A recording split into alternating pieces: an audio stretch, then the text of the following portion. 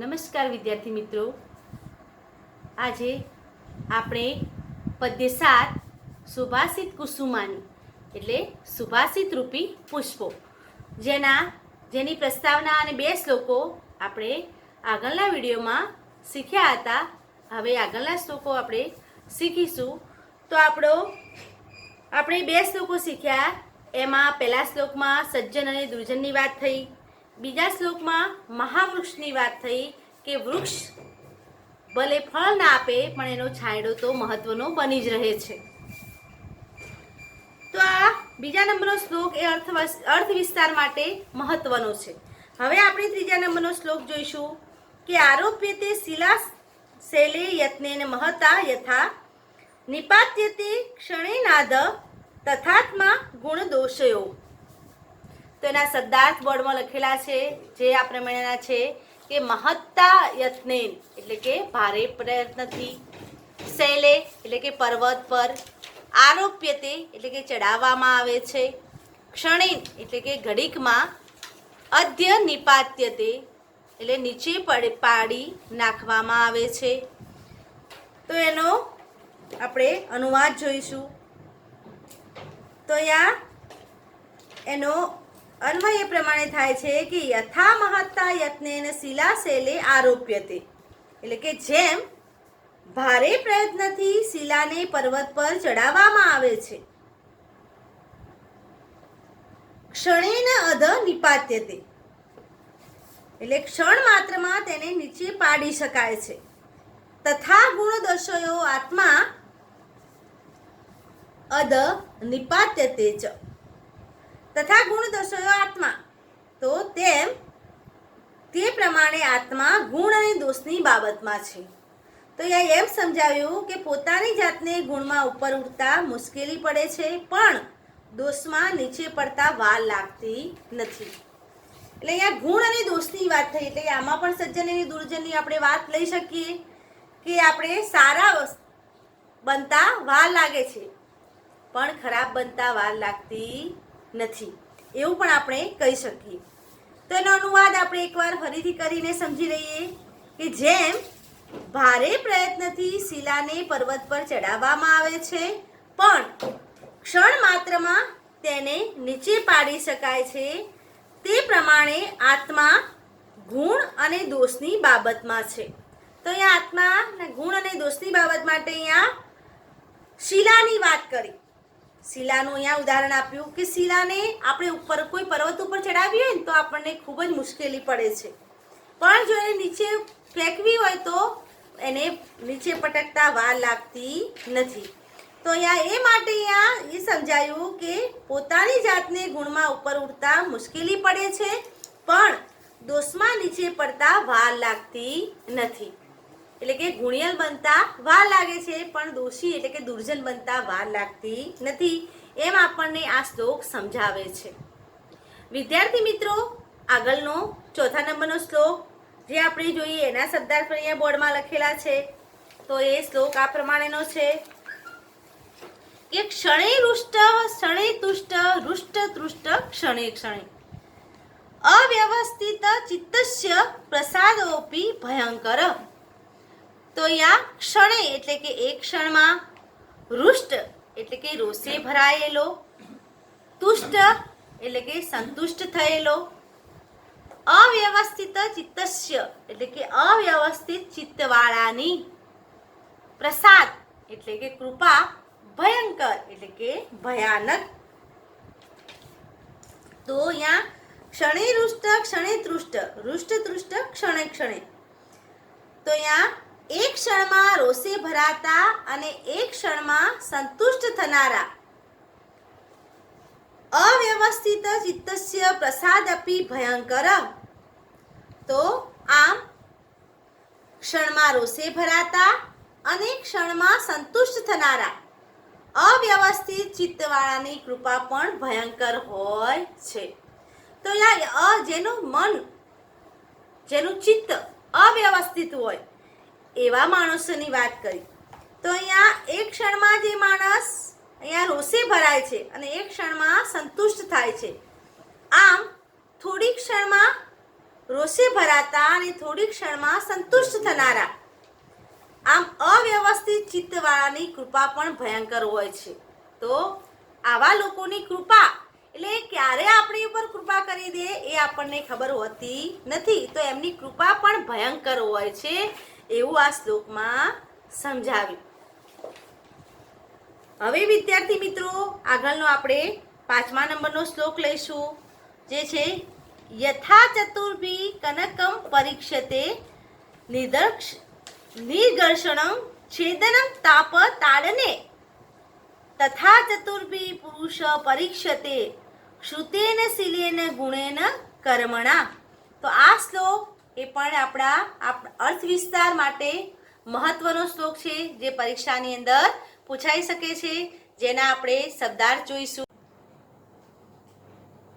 શબ્દાર્થ જોઈએ આપણે શ્લોકના.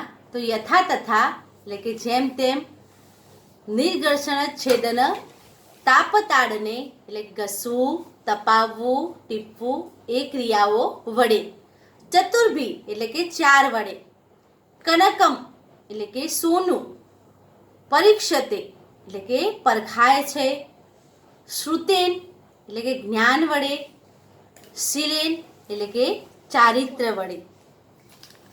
તો આ શ્લોકનો અનુવાદ આપણે જોઈ લઈએ.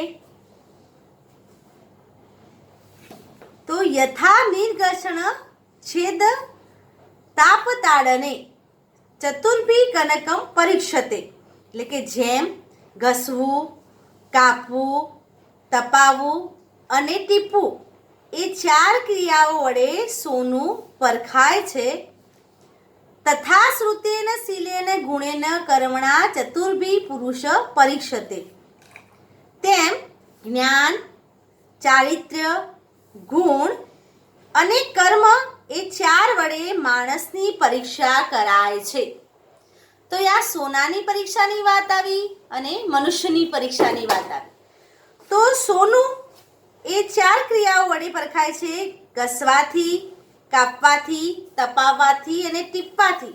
તેમ સારા માણસની પરીક્ષા એના જ્ઞાન, ચારિત્ર, ગુણ અને કર્મ દ્વારા થાય છે. તો વિદ્યાર્થી મિત્રો, આ શ્લોક એ આપણા અર્થ વિસ્તાર માટે મહત્વનો છે. તો આપણે પહેલા એનો અનુવાદ લખવાનો અને એની સમજૂતી લખવાની. તો આપણે અનુવાદનો 1 ગુણ રહેશે અને સમજૂતીના 2 ગુણ, એમ કરીને અર્થ વિસ્તાર માટેના 3 ગુણ રહેશે. તો અહીંયા પહેલા અનુવાદ લખી અને મનુષ્યની પરીક્ષા કઈ રીતે થાય છે અને સોનાની પરીક્ષા કઈ રીતે થાય છે એ આપણે અમુક ઉદાહરણ આપી અને એની સમજૂતીમાં લખવાનું. તો આપણો અર્થ વિસ્તાર સરસ મજાનો થઈ જશે અને તમારા માર્ક્સ પણ તમને સરસ મળશે. તો આપણે એકવાર ફરીથી આનો અનુવાદ જોઈ લઈએ કે જેમ ઘસવું, કાપવું, તપાવવું અને ટીપવું એ 4 ક્રિયાઓ વડે સોનું પરખાય છે, તેમ જ્ઞાન, ચારિત્ર, ગુણ અને કર્મ એ 4 વડે માણસની પરીક્ષા કરાય છે. તો હવે આપણો 6ઠા નંબરનો શ્લોક આપણે જોઈએ, જે શ્લોક પૂર્તિ આપણી પરીક્ષામાં પૂછાય છે એના માટે મહત્વનો શ્લોક છે અને એ શ્લોક પૂર્તિમાં પૂછાશે. તો આપસ્સુ રામ સમરેશુ ભીમ દાનેશુ કર્ણ નયેશુ કૃષ્ણ ભીષ્મ પ્રતિજ્ઞા પરિપાલનેશુ વિક્રાંતિકારીશુ ભવાંજનેય. તો આ શ્લોકના શબ્દાર્થ પણ આપણે જોઈ લઈએ.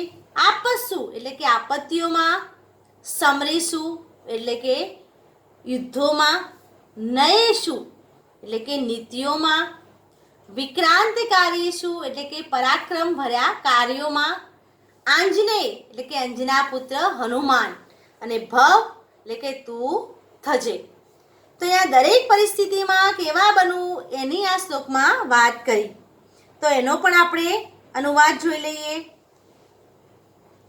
તો આપસ્સુ રામ એટલે કે આપત્તિઓમાં રામ, સમરેશુ ભીમ એટલે કે યુદ્ધોમાં ભીમ, દાનેશુ કર્ણ એટલે કે દાન કાર્યોમાં કર્ણ, નયેશુ કૃષ્ણ એટલે કે નીતિઓમાં કૃષ્ણ, પ્રતિજ્ઞા પરિપાલનેશુ ભીષ્મ એટલે કે પ્રતિજ્ઞાનું પાલન કરવામાં ભીષ્મ, વિક્રાંતકારીશુ ચ ભવાંજનેય ભવ એટલે કે પરાક્રમના કાર્યોમાં અંજના પુત્ર હનુમાન થજે.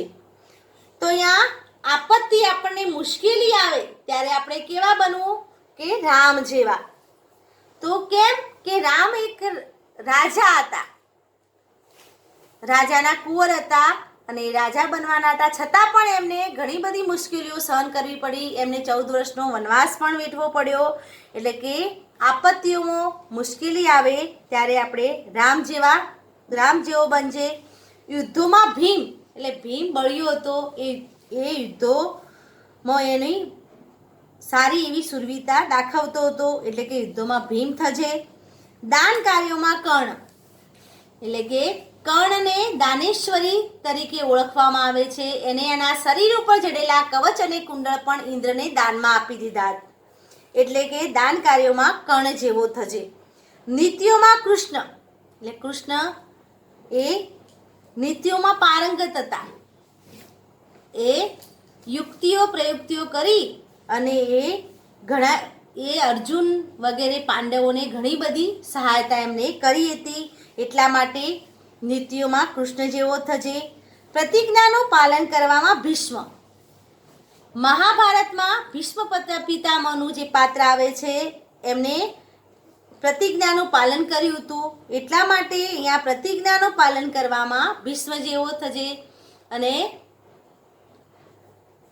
એક કહેવત પણ છે કે રઘુકુલ નીતિ સદા ચલી આવી, પ્રાણ જાય પણ વચન ન જાય.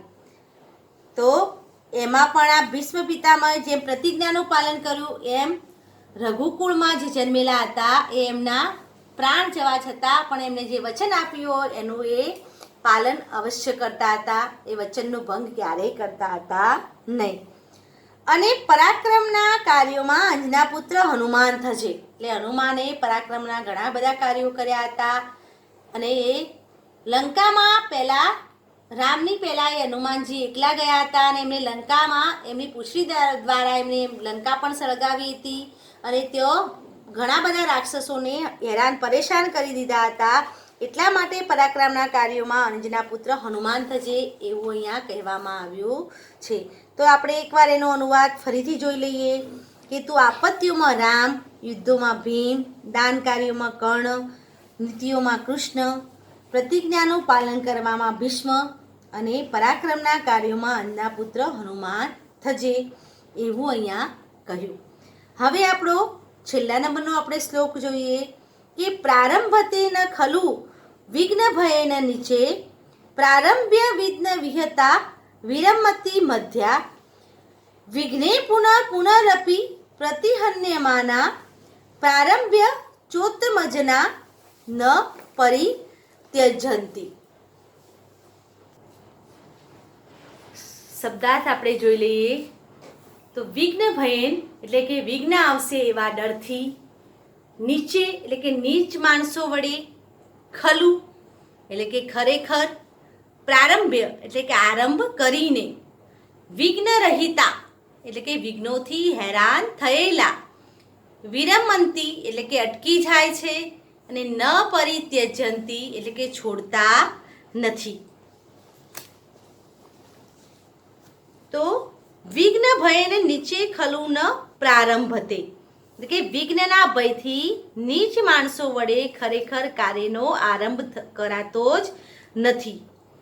પ્રારંભ્ય વિઘ્ન વિહતા મધ્યા વિરમતી એટલે કાર્ય શરૂ કરીને વિઘ્નોથી હેરાન પરેશાન થતા મધ્યમ પ્રકારના માણસો વચ્ચે જ અટકી જાય છે. વિઘ્ને પુનઃ અપી પરિહન્યમાના ચ ઉત્તમ જના પ્રારંભ્ય ન પરિત્યજંતી અને વિઘ્નોથી ફરીને હેરાન થવા છતાં ઉત્તમ પ્રકારના માણસો આરંભેલું કાર્ય છોડી દેતા નથી. એટલે અહીંયા 3 પ્રકારના માણસોની વાત કરી. એક નીચ પ્રકારના માણસો એટલે કે નીચી પ્રકારના માણસો, એક મધ્યમ પ્રકારના માણસો અને એક ઉચ્ચ કોટીના માણસો. તો આ 3 પ્રકારના માણસો એ જે નીચ પ્રકારના માણસો હોય છે એ કાર્યનો આરંભ જ કરતા નથી, અને મધ્યમ પ્રકારના માણસો એ હેરાન પરેશાન થવાથી કાર્યને વચ્ચેથી છોડી દે છે અને જે ઉત્તમ પ્રકારના માણસો હોય એ હેરાન પરેશાન થતાં પણ ફરીને એ કાર્ય પાછું પ્રારંભ કરે છે. તો આ જે શ્લોક છે એમાંથી ગુજરાતી જે પ્રશ્નો આપણી પરીક્ષામાં પૂછાતા હોય છે એમાં આમાંથી એક પ્રશ્ન અવશ્ય પૂછાય છે.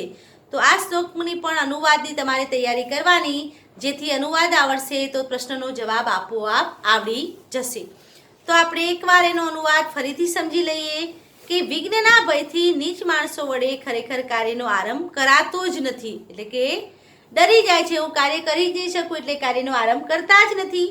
અને કાર્ય શરૂ કરીને વિઘ્નોથી હેરાન પરેશાન થતા મધ્યમ પ્રકારના માણસો વચ્ચે અટકી જાય છે અને વિઘ્નોથી ફરીને હેરાન થવા છતાં ઉત્તમ પ્રકારના માણસો આરંભેલું કાર્ય છોડી દેતા નથી, એટલે કે એ કાર્ય પૂર્ણ કરે છે. આમ અહીંયા 3 પ્રકારના માણસોની વાત કરી.